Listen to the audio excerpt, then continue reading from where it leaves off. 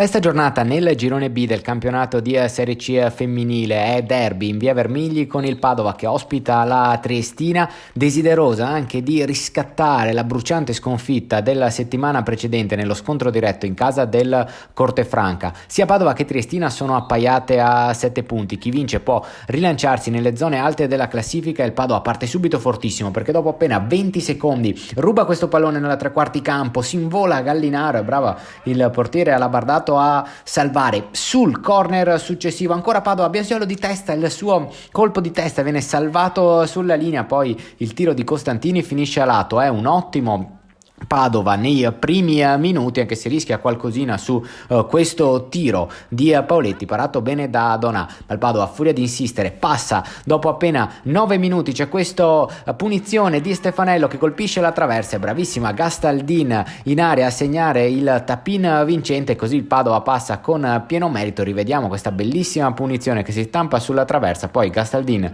di prima intenzione con il destro sigla il vantaggio biancoscudato, ma passano appena 2 minuti e la Triestina riesce a pervenire il pareggio con un grandissimo gol di Zanetti, veramente splendida la sua conclusione di sinistro che si insacca all'incrocio dei pali, velocissima a girarsi, veramente un gran gol di Zanetti, ma anche un fulmine a cielo sereno per il Padova che accusa un po' il colpo. Qua Donà deve salvare in 2 tempi su questo calcio di punizione. Padova che ci mette un po' a riassestarsi, ma poi torna ad attaccare con questa azione verso la mezz'ora costruita molto bene da destra verso sinistra, il cross di Spagnolo ribattuto non perfettamente dalla difesa della Triestina e così cerca di girarsi Costantini, la palla rimane lì e segna Gastaldin la sua doppietta. Protesta un po' la Triestina per un presunto fuorigioco, ma dalle immagini sembra regolare la posizione di Ludovica Gastaldin che così può festeggiare la doppietta e riportare il Padova in vantaggio al termine del primo tempo.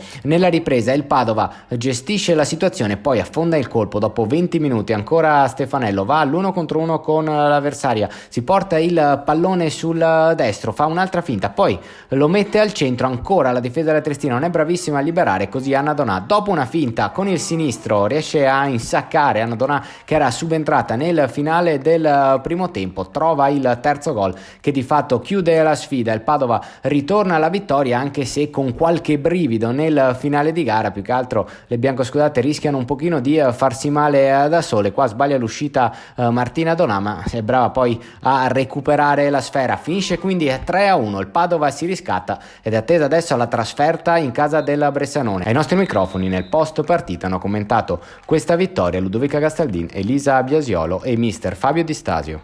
Sono contenta della vittoria e dei gol, grazie soprattutto alle mie compagne che senza di loro non sarei stato in grado di portare a casa il risultato e spero che questa sia una delle tante vittorie. Personalmente mi sono sentita molto a mio agio, anche grazie alla difesa che mi guidava, soprattutto contando, appunto, ribadisco che loro erano molto fisiche e è nelle mie corde, insomma, sono anch'io un difensore molto portato fisicamente, mi sono sentita a mio agio, speriamo insomma di continuare così e che vada tutto per il verso giusto, speriamo di poter puntare alla Serie B vincendo anche le prossime partite. Non è stata facile e lo sapevamo, come non era stata facile quella di domenica dove purtroppo abbiamo fatto lo stesso errore di oggi, cioè quello di abbatterci moralmente nel momento in cui andiamo a prendere un gol.